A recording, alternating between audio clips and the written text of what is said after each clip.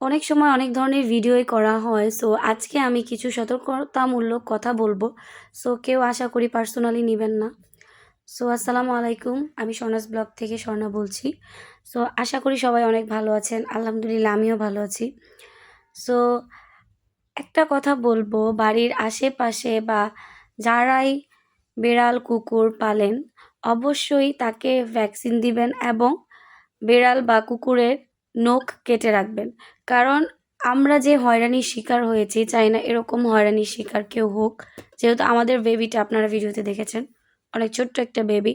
So এই বেবিকে নিয়ে এই যে জার্নি করে যাওয়া এবং বেবিকে 6টা ভ্যাকসিন, শুধু ভ্যাকসিন যে দিতে হয় তা তো না, বেবির জ্বর আসে, তারপরে অনেকটা কেটেও গিয়েছিল।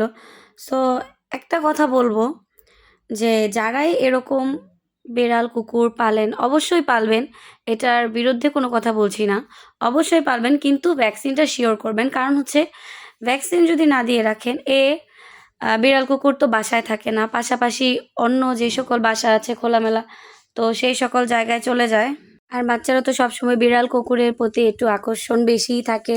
সো এটা তো সবাই জানে। আর বিড়াল কুকুর ভ্যাকসিন ছাড়া পালাটা বা নখ না কেটে পালাটা, এটা যারা পালে তাদের জন্য রিস্ক, কারণ তাদেরও এরকম প্রবলেমে পড়তে হবে। আর এটা হচ্ছে আমাদের ভ্যাকসিন দেওয়ার লাস্ট ডেট ছিল, যেদিন আসলে এয়ারপোর্টে এরকম আগুন লেগে গিয়েছিল।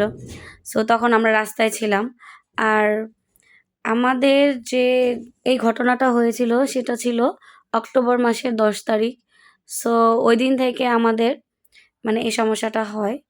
সো সবাইকে এই কথাটাই বলবো যে যারাই কুকুর বেড়াল পালেন, বারবার আমি এই কথাটাই বলছি, তারা অবশ্যই বেড়ালের নখ কেটে রাখবেন এবং তাকে অবশ্যই ভ্যাকসিন দিবেন, যাতে আশেপাশের মানুষের অসুবিধা না হয়, প্লাস আপনাদের নিজেদেরও যেন কোনো প্রবলেম ফেস করতে না হয়।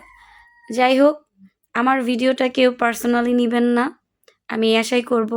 আমি আসলে মানুষের ভালো বা সতর্কতার জন্যই আমি এই কথাটা বলেছি। হয়তো কেউ আমার কথাতে একটু কষ্ট পেতে পারেন, যারা বিড়াল কুকুর পুষতে অনেক বেশি পছন্দ করেন। আমারও ভালো লাগে, বাট আমি আসলে পালি না। হয়তো আমিও যদি পালতাম তাহলে হয়তো আমি ওরকম ভ্যাকসিন দিয়েই রাখতাম, যেন আমার একটা শখের কারণে অন্য কোনো মানুষের এরকম প্রবলেম না হয়। আর আমাদের এই বেবি দুটোর জন্য সবাই অনেক দোয়া করবেন, যেন ওরা ভালো থাকতে পারে, ওদের জীবনে যেন কোনো প্রবলেম মানে না আসে, ওরকম বড় কোনো প্রবলেম না আসে। আর যারা আমাদের ভিডিও দেখতে পছন্দ করেন তাদের মন থেকে ধন্যবাদ। আর যারা পছন্দ করেন না, প্লিজ তারা আমার ভিডিওটা দেখেন না। আমার যদি ভিডিও একজনও দেখে সেটাই আমি খুশি। আমি কাউকে জোর করে বলবো না যে আমার ভিডিও দেখেন। ভিডিও দেখেন বা সেটা নিয়ে কথা বলেন, এটা আমার পছন্দ না। আপনার ইচ্ছে হলে দেখবেন, না ইচ্ছে হলে দেখবেন না। ফোন তো আপনার হাতে, আপনি চাইলেই ভিডিওটা চেঞ্জ করতে পারেন, তাই তো?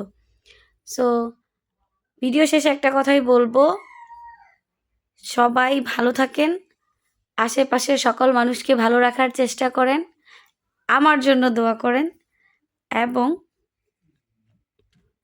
দিন শেষে একটি ভালো মানুষ হওয়ার চেষ্টা করেন। সো সবাইকে ধন্যবাদ।